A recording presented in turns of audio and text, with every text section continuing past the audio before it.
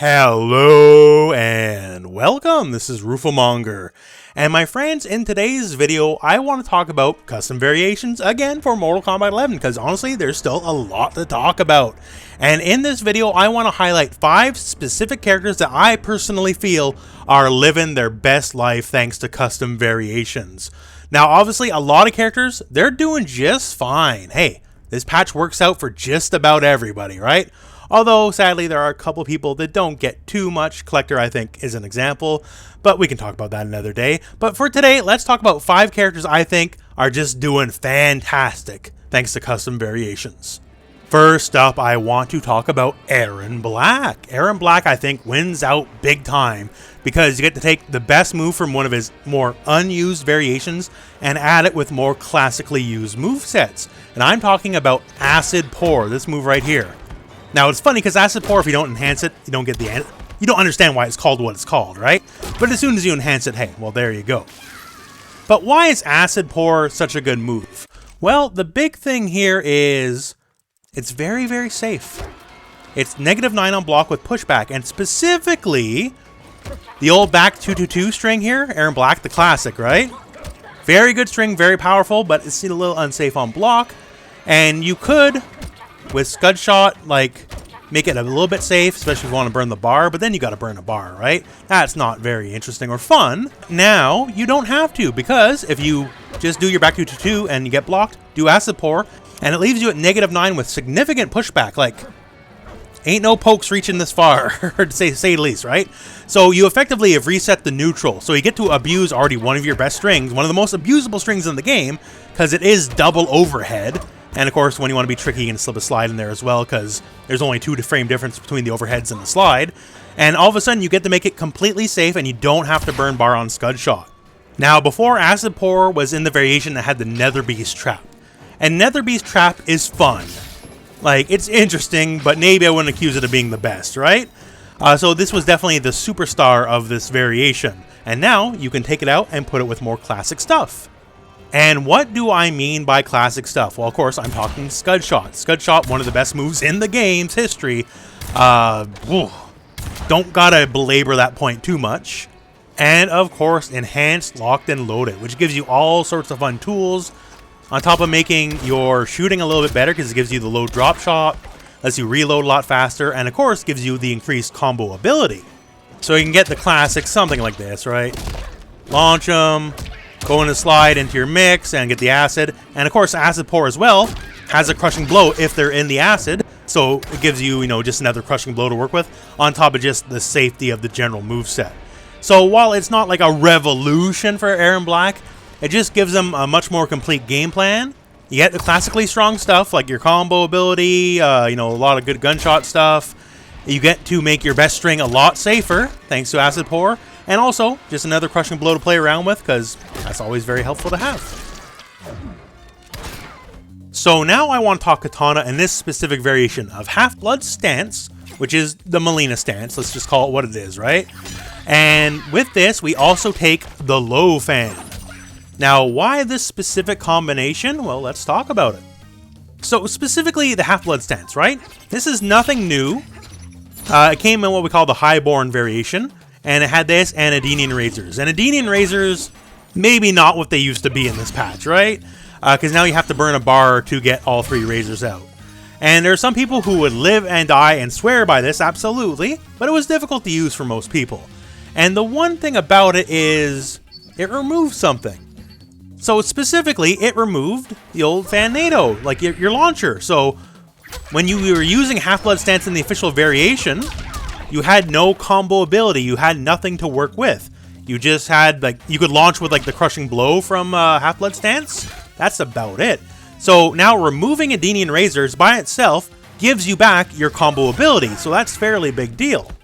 And the Low Fan. Let's talk Low Fan. Well, Low Fan, well, it hits low. Obviously enough, right? Versus the high, therefore dockable regular fan. And also, it has faster startup and faster travel time.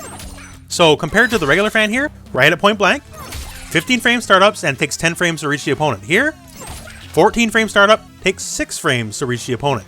So the projectile itself starts up faster and just travels the screen faster.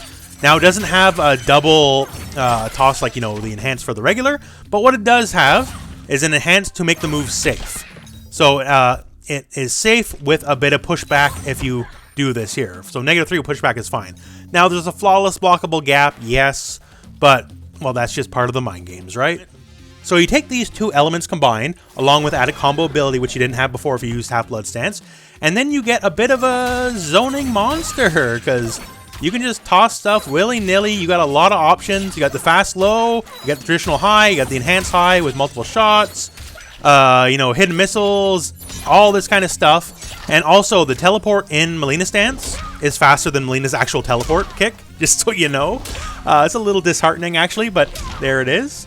So yeah, you just add these things combined, and all of a sudden, Kitana's screen control just gets kinda ridiculous, because she gets so much to do, and just so much to work with. So if you are a fan of the zoning style of Kitana, this is a variation I would highly recommend. Now for Baraka. This variation I find very silly, and if you're looking to annoy people, I think this is the one to go with. So this variation here is a bit of a mix of the Blood Lunge, which is a true command grab, although it's a high, and the Leg Kebab, which is a low that restands. So the thing is here, they hit within a frame of each other. So 17 frames for lunge and 18 frames for kebab. So they're effectively, it's 1 frame difference. So if you were to say guess between the two, 1 frame difference means you're not going to be able to really effectively defend against both. And that's the crux of this variation, because you're just going to force people on the 50-50s non-stop. If you love 50-50s in MKX, this is the variation to do it, because you can literally do it basically off every single button. Something as simple as this here, though. Stand 1-1. So stand 1-1, kicks into Blood Lunge, the grab. So, okay, well then, you know, I better duck and better let go of a button, except then you get Leg Kebab. And Leg Kebab, by the way, is completely safe on block with pushback, as you can see here. So -7 from this far away, not that big of a deal. And effectively, it's just rinse, repeat over and over. Blood Grab ticks from just about everything, including multi-hitting strings like 1-1, and Leg Kebab combos from just about everything, right? So it's just a non-stop, gets high or low over and over and over and over and over. Also, with Leg Kebab being completely safe on block, just a little utility here, so it can make your forward 4 just a lot more useful, because you can just always go into it, and you're completely safe if it gets blocked. So that's nice, right? So it just gives Baraka just a little bit more of a range game as well, because forward 4 is an amazing move. But before, you know, going forward 4 into like mashing blades, that's not very safe on block, right? This, completely safe on block. And if you want to enhance it, that's basically 20%. So it's not a high damage variation, right? Like compared to Baraka's Gutted, which is some of the highest combo damage in the game, sure. But once again, it's just 50, 50, 50, 50, 50, 50, guess, guess, guess, guess, guess, over and over and over. If you let go of block, you'll get past the Blood Lunge, but then you're susceptible to Leg Kebab, and if you held block to block Leg Kebab, then you get Blood Lunge, right? So it's just coin flip non-stop. So if you're that kind of person, this is a variation for you. For Geras, I like this specific variation very much. So you have the Sand Clone, which is very useful for a lot of reasons, to say the least, right? Don't need to go into that too much, I hope. It's very good. You take Quicksand, which is very similar to the core Sand Trap move, except it does more damage, leaves you on top of the enemy with a significant advantage, and of course has, in my opinion, a better crushing blow, because it's just a lot more workable, and you can use it in combos as well. And you take the Sand Pillar, the New Era Classic Special. And what do all these three things really add together?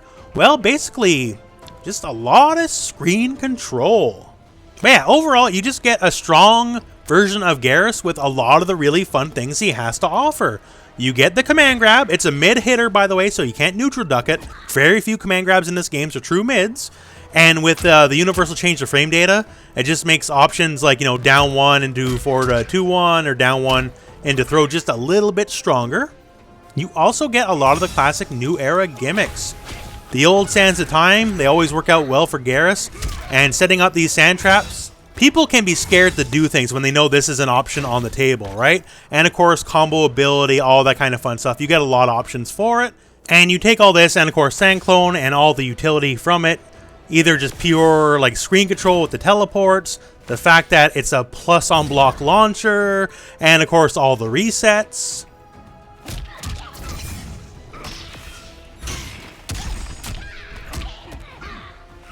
And all of a sudden, you know, you're standing and I'm +7 in your face, which means, you know, time to go for forward 2-1 or a grab or something. And if you guess wrong, well, then you get hit and then it's back into the blender, right? Effectively, I feel like this is a variation that gives Geras everything he could ever want, right? So quicksand, very good. Great counter zoning because he comes projectile immune second it hits, right? So there's no more trades. He'll always get his almost 15%. That's great. Quicksand, also just very good for an alternate version of screen control. And also, unlike the quicksand sand trap, it has a pretty large vertical hitbox. So it's actually somewhat difficult to jump. Only when you're at like the peak of your jump can you get around it. And then sometimes, depending on character, depending on the hurt box, sometimes not, right? So that's just another layer on top, you know, also, you know, time traps and all that kind of stuff. And just clones. Clones are just really, really good. So I feel like Geras gets everything he needs out of this one variation, so I'm a big fan of it. And here we are with a case of the rich get richer. So yes, Bionic Jacqui, upgraded Jacqui, got nerfed a little bit in that all the things you can do from it, they're easier to flawless block, right? Sure. Right, that's just how it is. But it's still not a bad move. It's still a great move, in fact.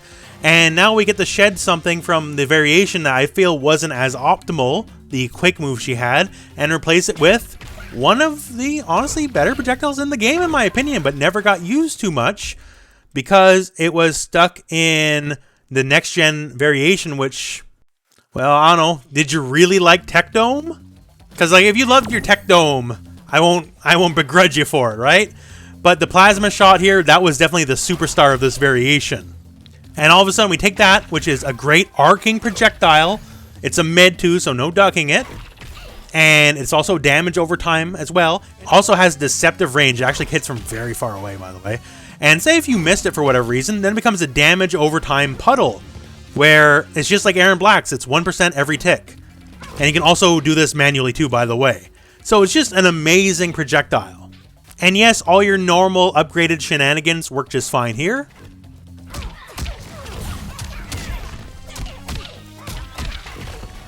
And now on top of the usual stuff, I can choose to end the combo with you directly landing in the damage over time puddle and pressure you from there, right? So, yeah, like, you get to take the classically strong Jacqui and add just this very powerful tool that was stuck in the variation not too many people wanted to use, because honestly, this was the only real reason to pick that variation, and poof, the rich get richer.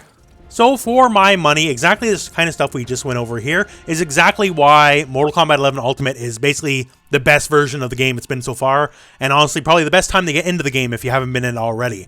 A lot of the characters are becoming basically the strongest and most fun versions of themselves, having the most options to work with and having the most amount of tools to work with. So if a certain character wasn't your cup of tea before, they just might be now. Like, if you really love those coin flips, man, Baraka's got your back now, right? But with all that said, those are just some of my ideas. And you know what? I'm sure you guys got some great ideas yourself. So if you got a specific character and a specific variation loadout you like to see and you like to use, now is the time. Post in the comments below. Let everyone know what's up with the character you like. And as for that, I guess that's the end of this video for now, my friends. So thank you very much for watching. Hope this video has found you well. Go out and play some Mortal Kombat.